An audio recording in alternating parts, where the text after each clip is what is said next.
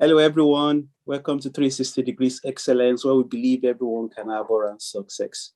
Today, I'm going to be having a conversation with Dr. Kolawole Elufisan, and we're going to be talking about curriculum development and value reorientation, and we're also going to be talking about other issues.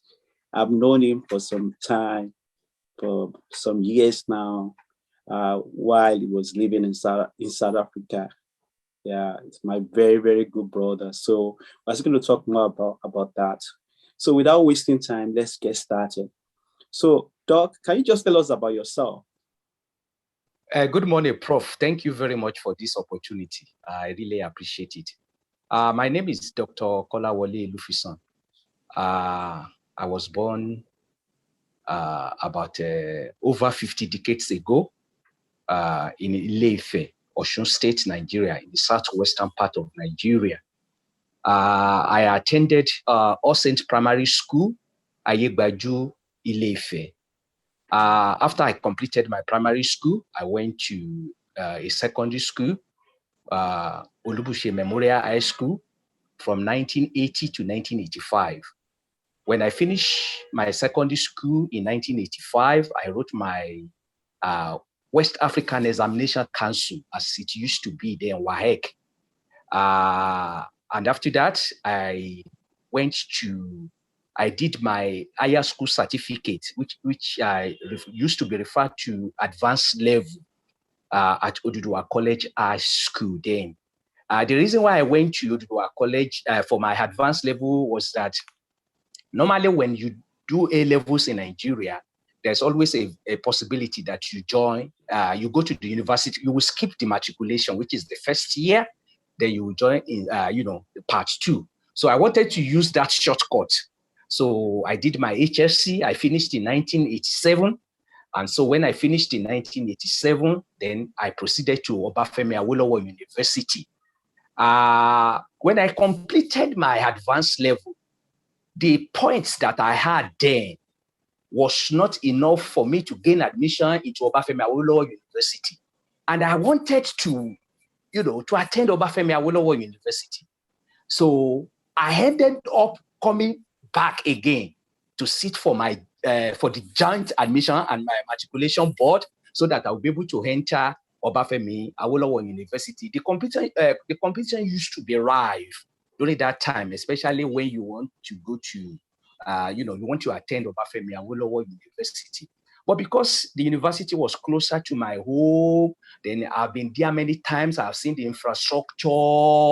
I have gone to visit my brothers there. So, I just wanted to, so I went back and I did my joint admission matriculation board, and I was admitted to study agriculture.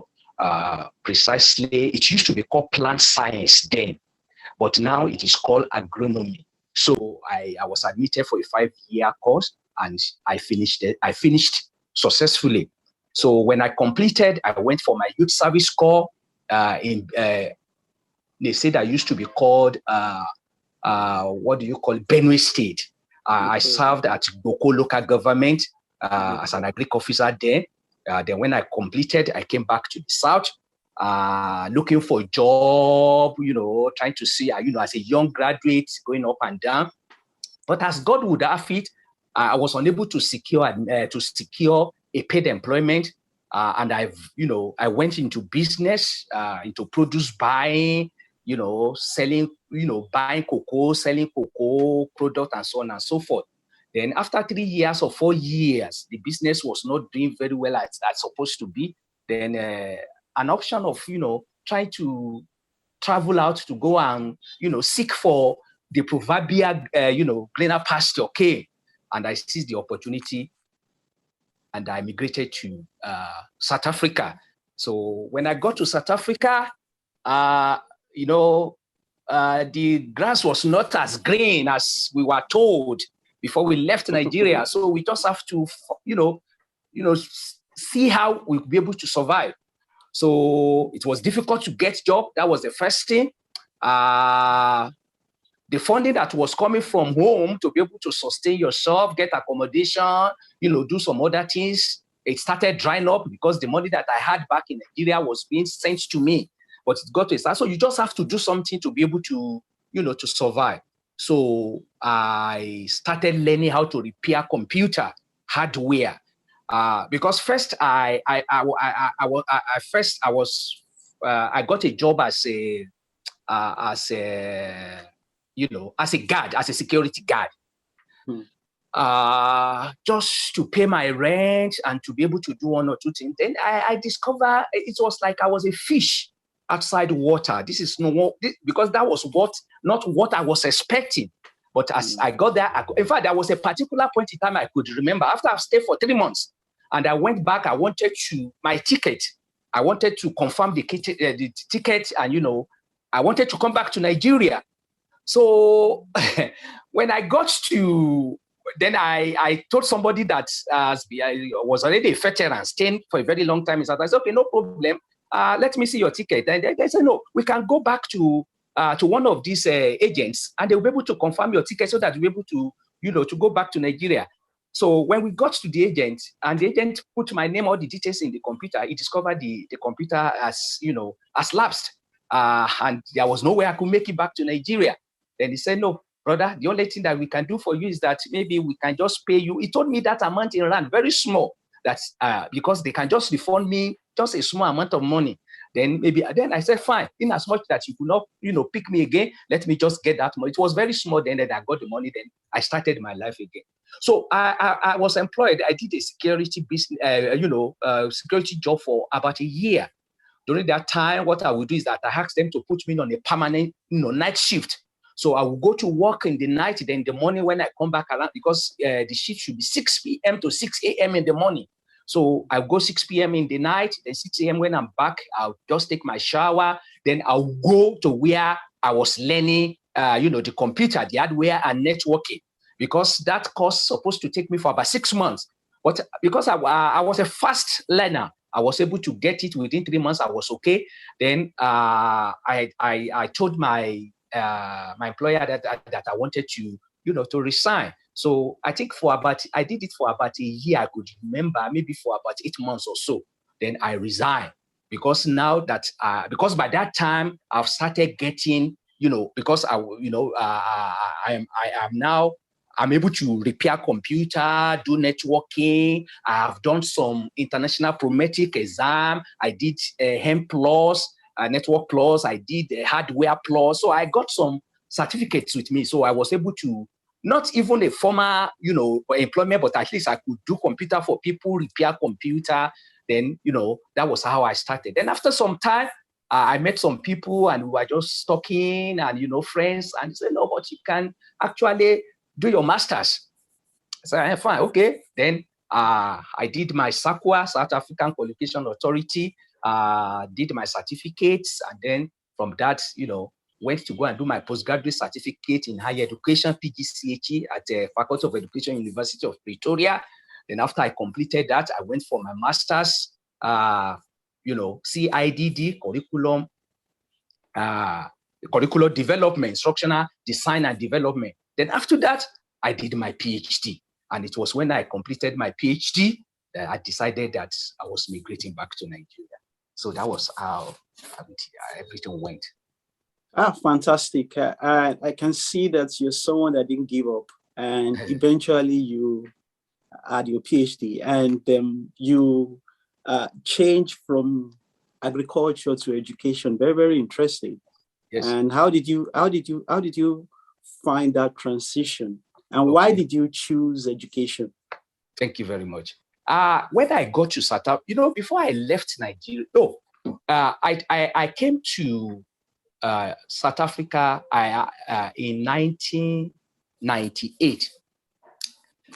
In 1991, I had the opportunity to come back to Nigeria.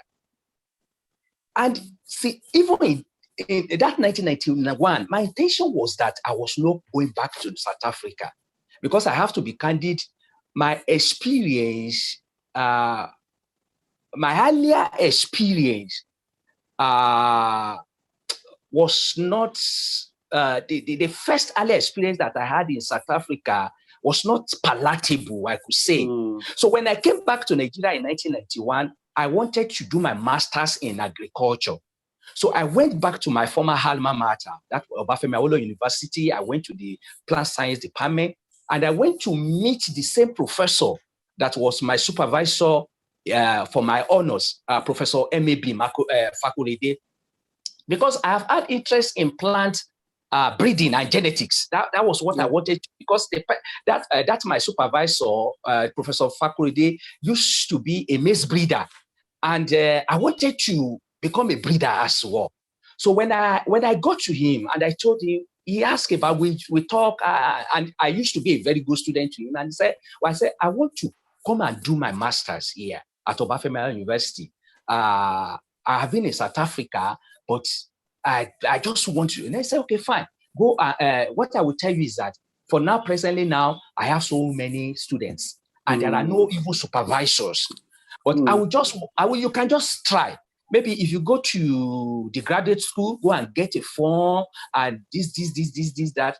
And I went to the graduate school. I did all I could do. But, the process in Nigeria, a little bit frustrating as well. They say, okay, go back to, you have to go and get a supervisor first. It is after we have said that you have gotten a supervisor that we can now give you. So, and, I had a little bit of, because my ticket then was about 3 months. So during that time, some people were also telling me that, look, at least you are somewhere. If you are here and you are unable to get what you want to get, so it will be like somebody that is, why can't you just go back? So that was how everything, I couldn't complete that. Then I went back to South Africa. But that thing is still in my mind that I want to, I would like to further my education. So I went to University of Pretoria again, that I would like to come in for my, my master's in agriculture. But in South Africa, when you finish your university degree here, they give you what is called NQF level 7, which they consider not adequate for you to go in for your master's. And I couldn't just secure the admission. Peradventure, maybe majority, because I was talking about in 1990s, after the early demise of apartheid, the whole faculty of agriculture populated by the white people. The transformation has just started then.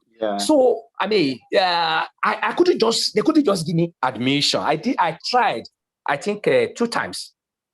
Then when you try something and it didn't work, so I gave up. So it was now later that I now realized that in the faculty of education, even if you are not, because of the NQF level 7 that I spoke about earlier, even if you are not admitted for a master, you can still do a postgraduate certificate that can now, after you have proved yourself, then you might now be admitted to, a master's level. And that was the reason why when the opportunity came and I learned that there is a new course that they introduced at the Faculty of Education called Postgraduate Certificate in Higher Education, where you will use 1 year. And if you are able to prove yourself, it will be easy for you to transit into the master's degree. And that was the reason why I consider that. And that was the reason why I moved to education. And I find it very, very interesting. Very, very interesting. Yeah, that's great. I want to ask this question because I know a lot of young people watching, or those that have talked to me, or people that I met in South Africa that are considering immigrating from maybe their country in Africa, or even immigrating to other countries in Africa, but they are immigrating from their country. From your experience, what's your candid advice to them? Prof, the first thing I think anyone that wants to immigrate from Nigeria, from Africa to a more developed country is that the person needs information. You see, many of the time, what we are told before we leave our countries of origin, most of the time it's not exactly what the situation that they present to us is not exact situation that side. And because of the desperation, many of us, we are desperate because of the condition of our country. We want to live by force because we are not, we think we are not comfortable. We think there are many opportunities there, and we want to go and try to see if we can, get it right that side. Fine, there are a lot of opportunities, but information is very, very key. Number one, you need to know exactly what you want to go and do in that country that you are going to.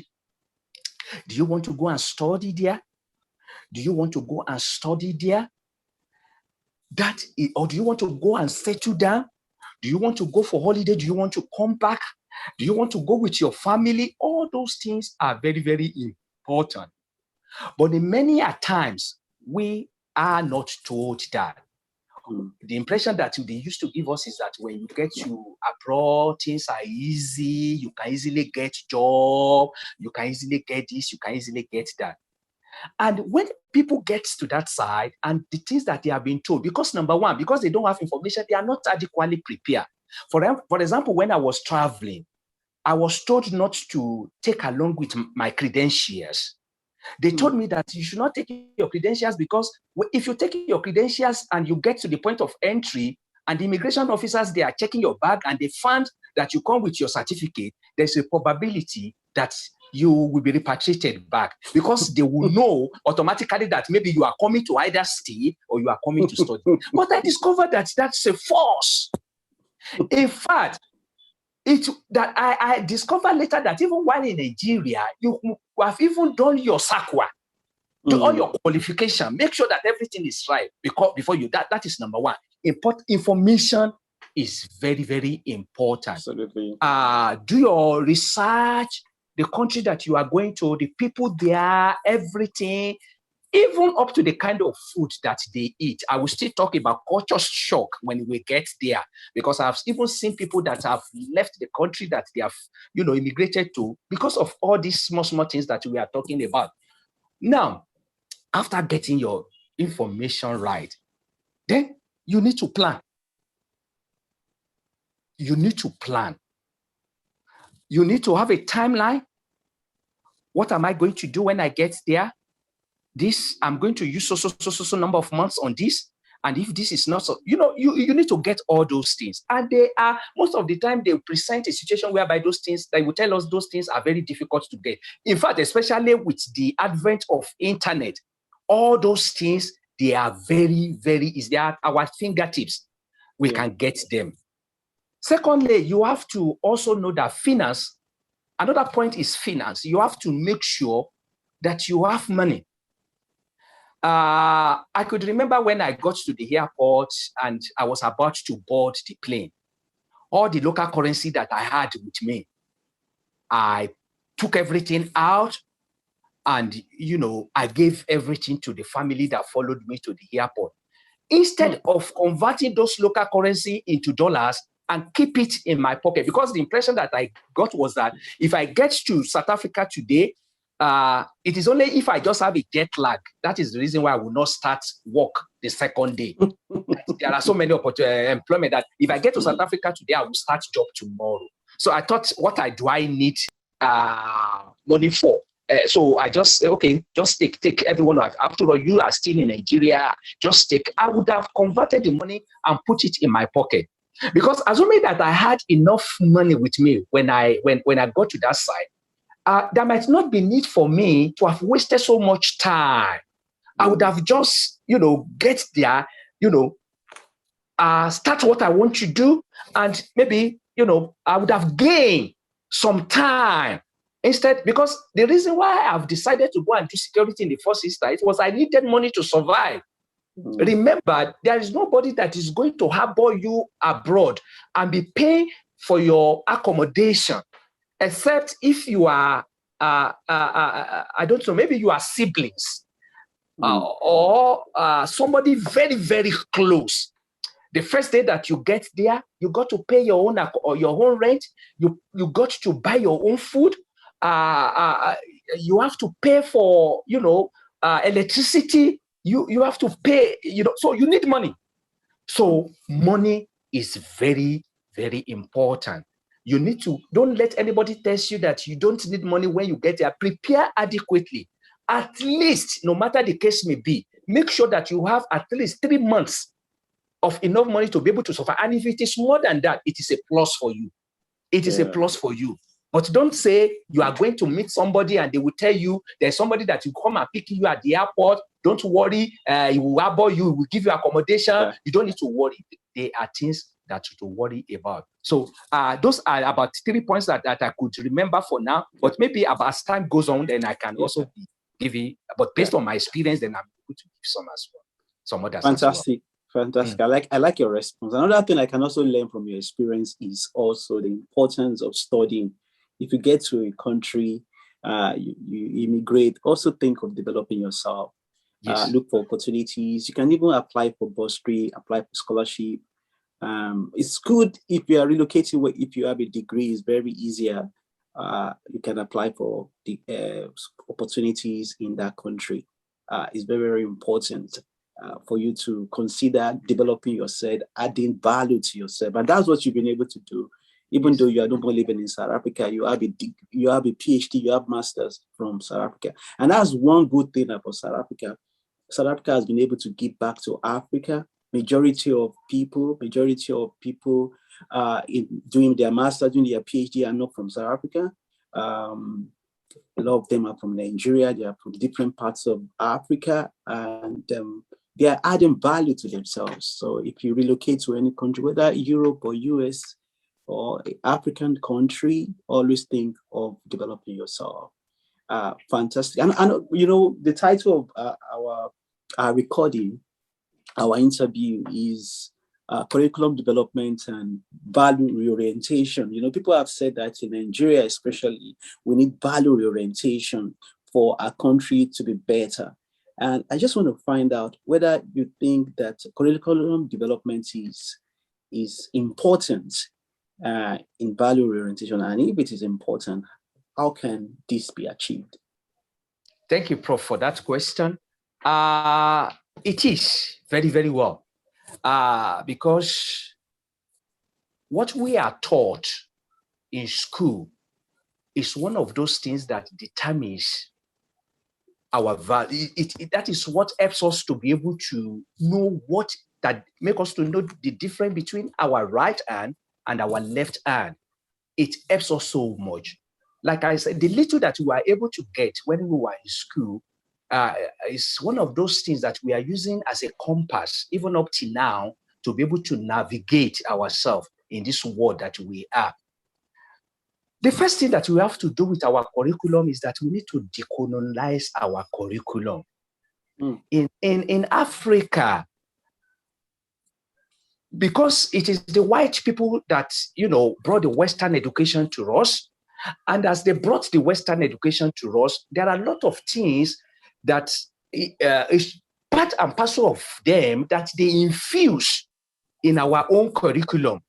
And as time goes on, of course, some of our, the forebears, they have done wonderful jobs in trying to make sure that our curriculum in Nigeria reflects the reality on ground here.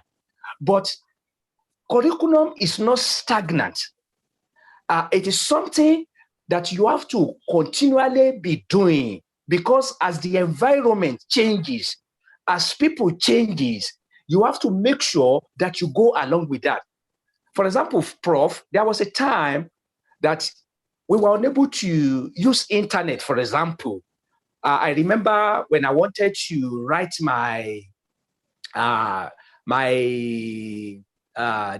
finished my degree, and you have to do your thesis, your project, your final year project. Your final year project. I remember what I went through before I could get resources, to write a very good final year project. In fact, my supervisor that I mentioned earlier, because of his relationship with International Institute Tropical Agriculture, I think IITA in Ibadan, because he used to be a consultant to them. Because, like I told you, he's a plant, he's a maize breeder.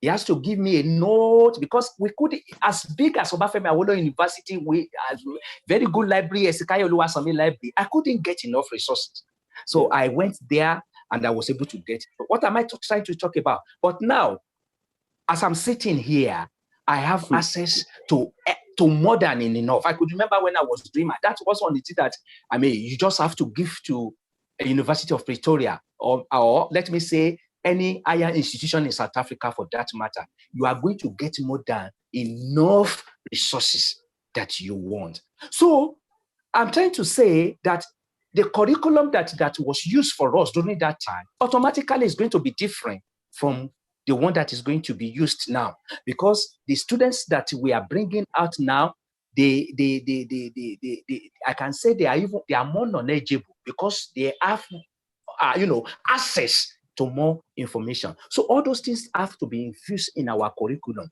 and when we do that, it makes our curriculum to be robust. What we teach them has to be different, because it is not the people that we have nowadays, the kind of youth, what the experience that our youths are facing today, the challenges they are facing today is different from the kind of challenges that we were facing when we were in school. Absolutely. Or let me say when we were growing. The adolescent of nowadays, they are different from the adolescent in the 1960s, in the 1970s. So in order to be able to let them know the difference between their right and wrong, the curriculum that we teach them must, be the reality of what is on ground now. I remember when I was in school and we were doing biology, and when they want to give us, let me say, an example of a fruit, that time they can tell you an example of a fruit, a deciduous fruit or something. They can say a berry or an apple. And that time, it was very difficult for us to be able to, because we were, for example, I didn't see apple in my life or berry in my life because it is not grown here. So how am I going to? But assuming they have given me an example, for example, let's say a mango or a pawpaw. I can see pawpaw, I can feel pawpaw, I can eat pawpaw. So I'm able to relate that. So I'm also talking about environment and our environment and our culture must be infused in our curriculum so that our students will be able to relate with, what is happening around them, and they will be able to use that as well. That may sound theoretical, but let us now come to the practical aspect of it. When we want to give a sample, people that are successful, I read a lot. I am a voracious reader. I read a lot, both e-reading and reading on hard paper. And when I see people that read, that write, and when they want to give examples, and they give example of people that are in Britain, UK, people that I find it. Of course, I can read it just to gain to gain knowledge. But many of the time, I prefer that you write and you give me an example of people that have been successful either in my immediate environment or in Africa. You see, I'm happy to relate with those people. I'm able to say, if this person that have grown up in my environment can be as successful as this, either in business, in academic, in religion, or in any other endeavors of life, that means myself also, I can as well do that. So our curriculum has to reflect that as well. When you give example of people, when you give example, it must be those things that are, many times nowadays, when I see, I want to go for example, I want to take my child to a school. to a primary school or a secondary school, and I see a flyer of that very particular school. And on that flyer, they want to show that their school, has information technology. And on that flyer, the people that are operating the computer, they put pictures of the white people there.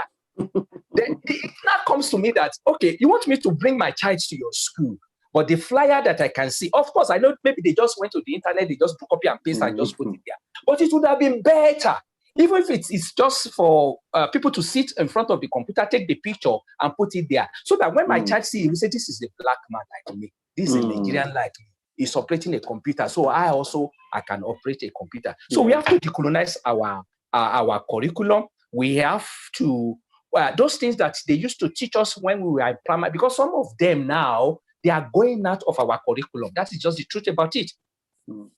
Religion teaching is going out of our curriculum. People now, when I was in school, we will use songs of praise, known as SOP. We will sing hymns in the morning, and the teacher will come, admonish us. Then we'll go and start that day's learning. I am not saying, please don't get me wrong. I said it to somebody when he says that, but there are people that when you go to school, not all of them are of the same, religious belief. Yeah. There are Muslims, there are Christians, there are Hindus, there are traditionalists, there are this, there are that. Then what I used to answer people is that even if it is, for example, if it is a government school where all we have, and you cannot, try to say you should put them aside, and partition them and say Christian come this way, Muslim go. It is good early in the morning that you let the children, no matter how the case may be, when they meet in the morning, before they go to the assembly, before they go back, let them meditate according to their own religious belief. Let them study. When we were in school, they will say there is a CRK over CRS. If you are a Muslim, you go for CRK. If you are a Christian, you go for CRS. We must not, because of this human rights or whatsoever, take the things of God away from our children. It is very, very, very important that we teach them the word of God. So this thing that we have taken out of our curriculum must find a way of coming back to it again. And when we do that, we will discover that our children will be different. Our children will know the value of God in their life.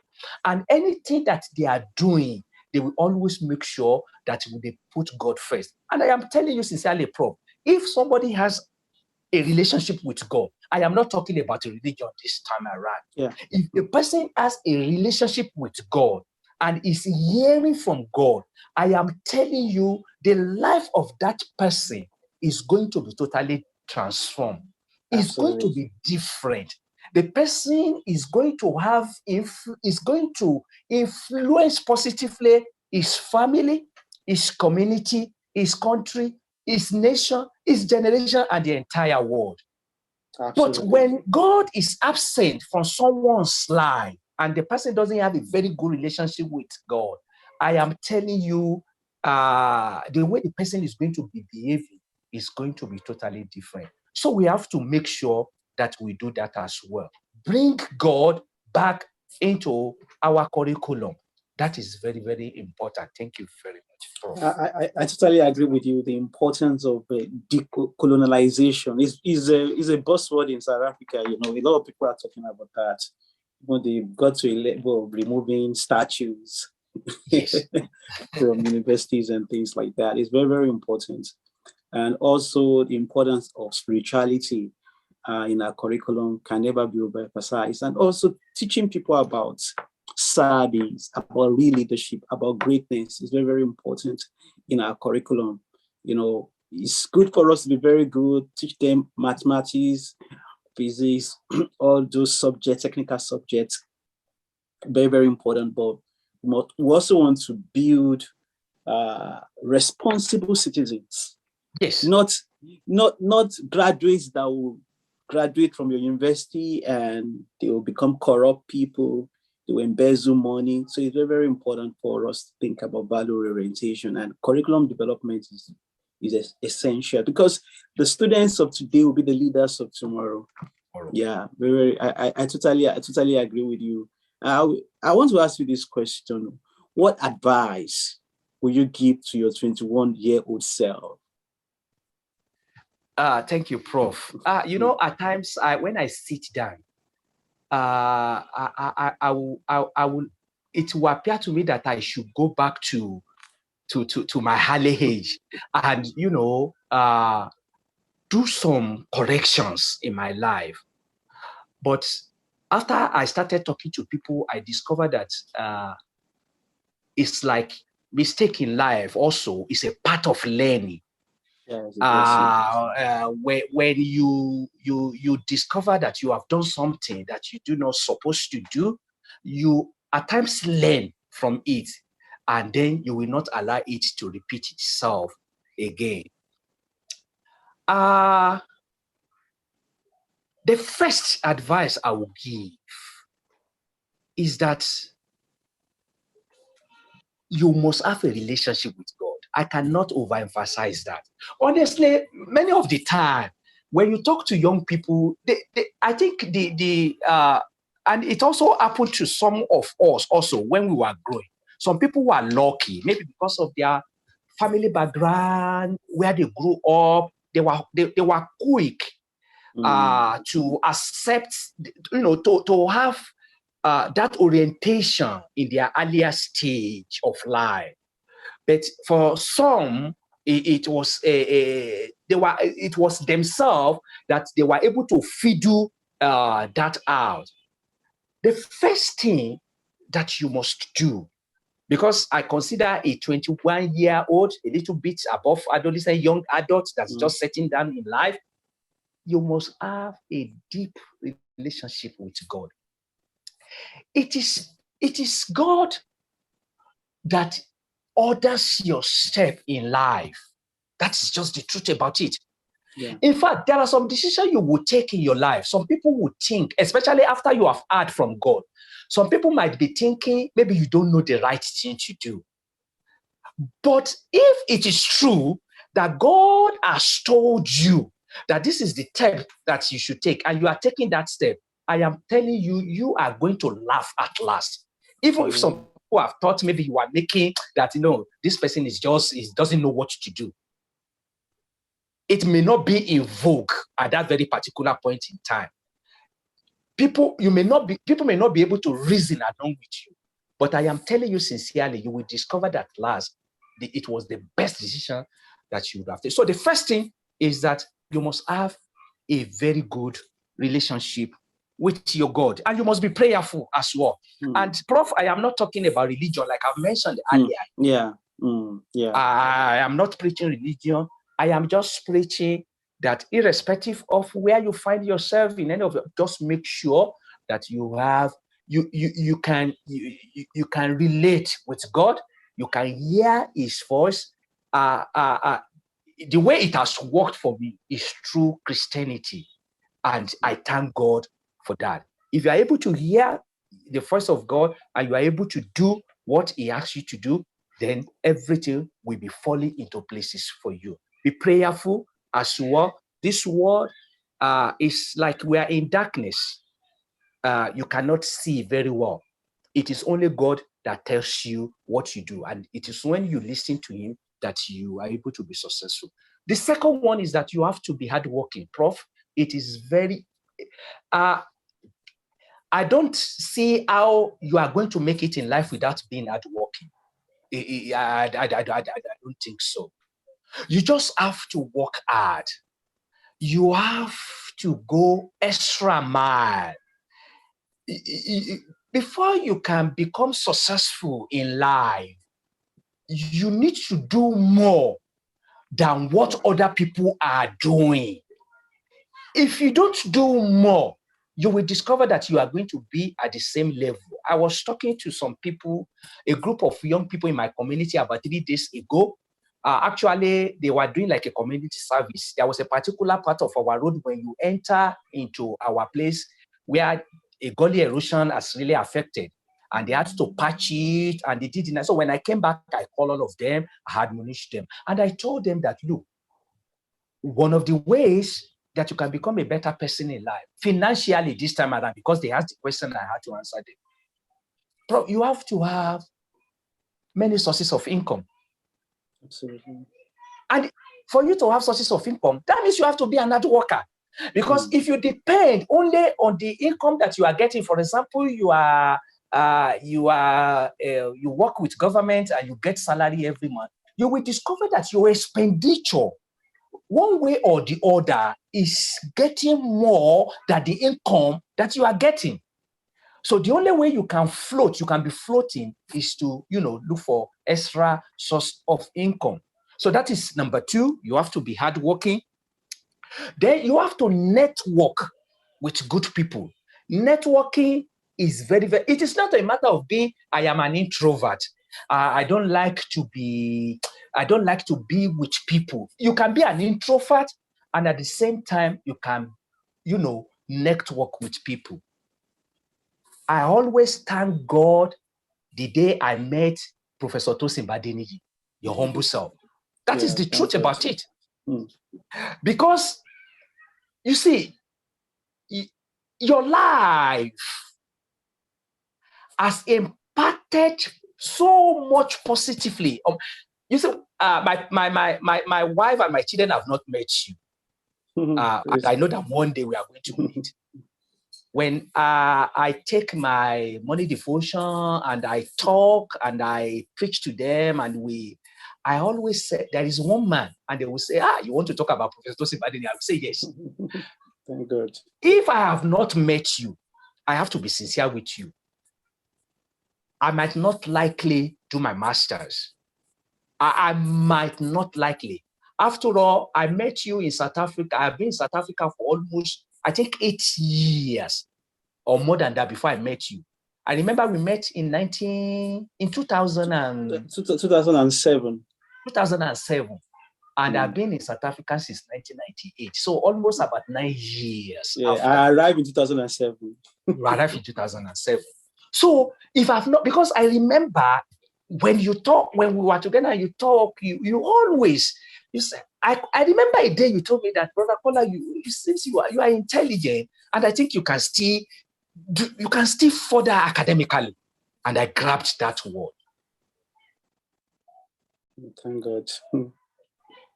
With Dr. My dear colleague now, Dr. Adebanji. Yeah. And then we networked together and we started. And here we are today. And I know the way you have influenced me, that is the way you have influenced so many people. So networking, especially with good people, is very, very important. Because birds of the same feather, they will always flock together. And that is the reason why I get that from you, that anywhere that I am, and I am not adding value, I better leave the place, no matter how comfortable I am in that place. It is not about me. It is about people surrounding me. So you must make sure that you network with good people. And the last but not the least that I will say is that you must keep good relationship. No matter what it will cost you, when you know that this relationship, you have known that this is a very good relationship. This relationship has benefited me. This relationship has added value to my life. You must make sure that no matter the case may be, you keep that relationship. At times it might be difficult to keep relationship. I have to be candid with you. But you must make sure that in as much I have benefited from it, and there is every probability that you will still benefit from it in future, because good relationships nowadays are very, very scarce. That is just the truth about it. If you see anybody that you have benefited from, is trying to go extra mile for you, is looking for the ways that you are going to become somebody in future, and I think it is very good that you keep that good relationship. Children of nowadays, one thing that is affecting them so much is the peer pressure. Yeah. Because my friends are doing this, even despite the fact that he has not seen any of his any of his friends and any of his parents or any of his relationship doing that, but because he or she also wants to belong, so he wants to behave like them. And that is the reason why I always tell my children that you should look unto God. After God, you look at me. You look at your mom. What you don't see in me, don't practice it. If you go out and you see your friend doing it, come and ask me, and I will tell you the reason why they are doing that. So I think with that point, 4 points, you have relation with God, you have to be prayerful, you have to be hardworking, you have to network with good people, and you have to keep good relationship. So I think powerful, you know, and I think the people watching, especially young people, if you can apply that into your life, you're going to be a successful person. You're going to have good success. You've talked about the importance of relationship with God. The last time, my last recording, I was talking about the importance of studying the Word of God and praying. Very, very important. That's how we can have good success.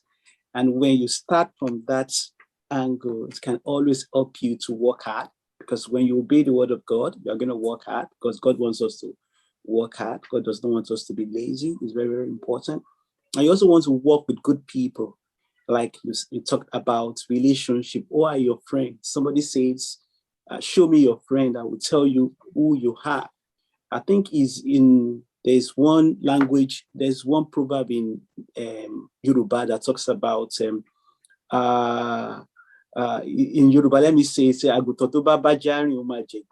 is, if a lamb is walking, you are very close, your best friend. If a lamb is walking with a dog, you know, maybe dogs in those places, they always eat pieces, you know, that's what is going to happen. So you must be very careful about the people you are working with. And but if you work with people that have vision, people that are going places in life, you two are also going to go to places in life. You're going to make an impact in your world. Doc, thanks so much for. Thank you, Prof. Thank you, Prof. for doing this interview with me. I really learned from you. You be a very good person. You know, I remember when I first got to South Africa, you know, you were one of those people that we're looking up to. Thank I remember there was a time, you know, we had a crash and God kept us. We're going to NIBG. Yes, we're going to NIBG, you know, yes. And you know that. But God has been faithful. Looking at how you've been able to achieve your goal and your family. And you did, Prof. You also did one thing that is very, very wonderful. And I will also try to imitate that. You know, on my graduation day, you flew all the way from Durban to attend my graduation. And you know, no. But like I told you, you sow seed. And anytime I wanted to take a step, I say, if this man could do this for me, why should I not be able to also do something for somebody that I love? I would never. And I remember you just said you didn't even follow me to the because we had a get together after. Yeah. You did not even follow me to the restaurant. You just say you came say because of this, you attended, you took a picture, and you flew back. Thank God. It cost you time, it cost you money, but you did it for me. So thank you very much. I will never in my life forget that. Thank God. Thank God. Thank you, sir. Thank you, sir. Thanks so much for your time, for really taking time out of your busy schedule to do this interview. I've really learned a lot. And also to our viewers, I'm sure you've learned one or two things. We'd like to hear from you. See you next time. God bless you. Bye.